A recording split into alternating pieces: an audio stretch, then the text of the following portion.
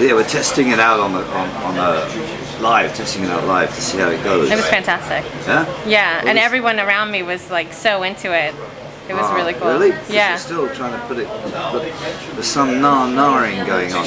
The na-naring is occurring because we don't know quite what the lyrics are going to be in those bits. So any na-naring means that's the lyrical section, but the lyrics aren't really hasn't been dropped on. Right.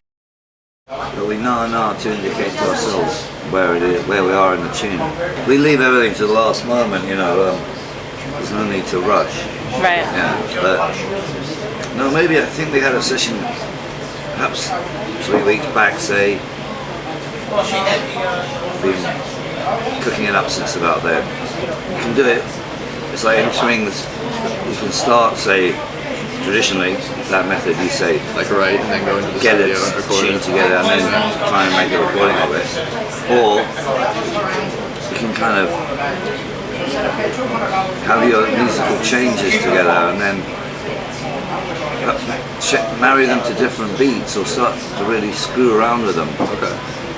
And then you've got a kind of amorphous mass, and then you clip bits of that, and you've already planned which bits are going to join when you started to record the track. And then you can beat it into a tune, like beating it backwards when you arrive at the song. But we kind of work it both ways, really. It's handy to work both ways, because you get more, the results can be a bit unexpected, is what you're looking for. No, yeah, in general. Now, I never played an instrument until I was 21, because I figured that it was too difficult. So I just used to be an avid listener. And it's funny what you get interested in. Like, the first things I can remember musically are always the thinking about the words. You know, even the nursery rhymes and stuff that you learn when you're a kid. I was never really interested in the music. Sure. The musical notes. I was always going, you know, one tin soldier, two tin drums. You know, I was always somehow onto that. So that's how people are. You know, each of us has got a different bent. You know, different fascination or something. And for mine was always getting on the words.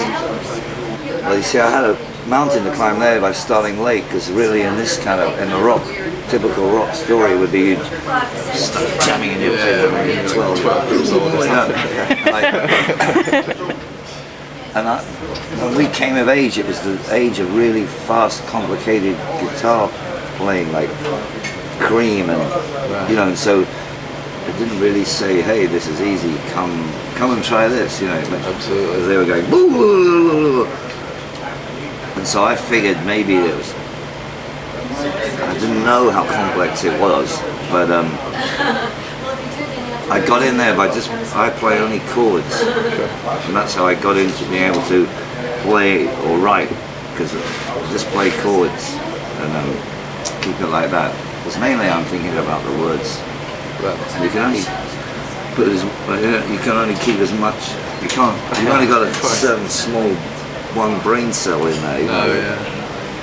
But some people can do both. You know, like Prince is a one-man jukebox. You know, Right.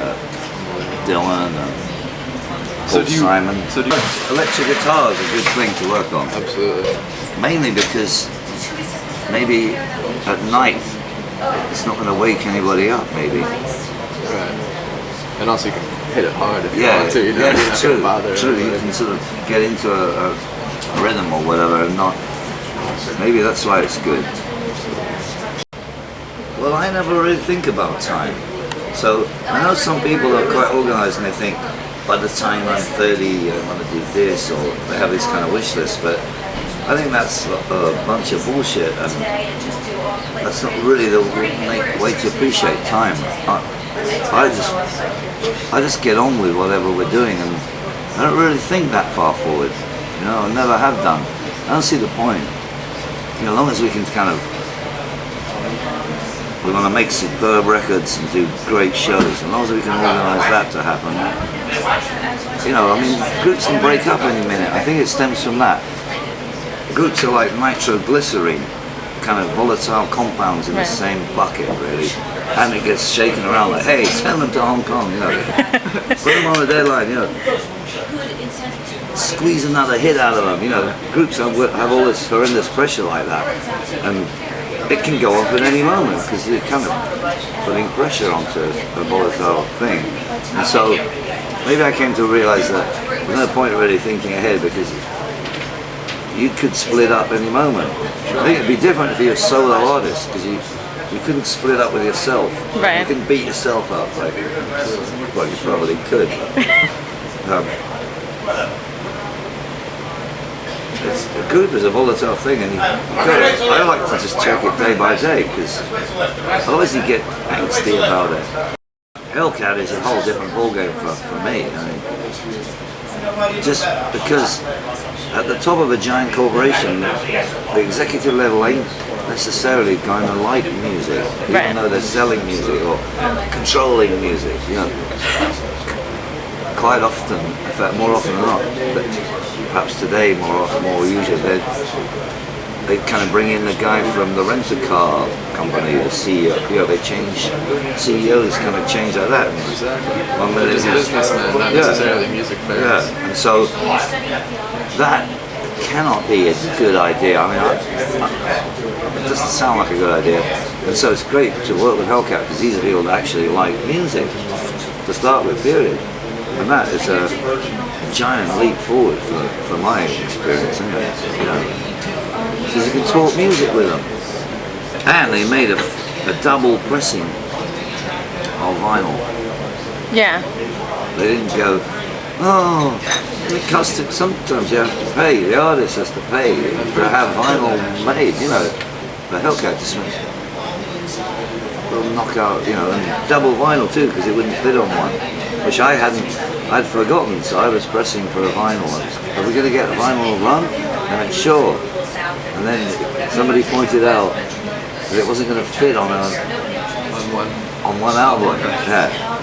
I should have figured that out, but that passed me by because you sort of think there's the CD and you know, you're going to have to go on a double album.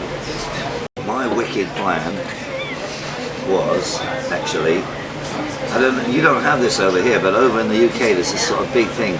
Who's going to be the Christmas #1? Okay? And it becomes a big betting. It's like betting on the Kentucky Derby. Oh, really? Yeah, people are like placing bets, you know, and they sort of watch the records like horses really on the track. Oh, he's selling more this week, but this one's, you know, and like people are putting like 500 quid on it. And when we finished that tune over in Hollywood for Black Hawk Down, I listened to it back and I thought, here's our chance at that elusive Christmas #1 ball game where only the big hitters go in. You know, it's strictly for big hitters, like the poppiest thing. Yeah, it was like Robbie Williams this year, wasn't it? Yeah, the most, it's got to be what your grandmother, see, this is quite interesting because it's not just like a rap record or something. Right.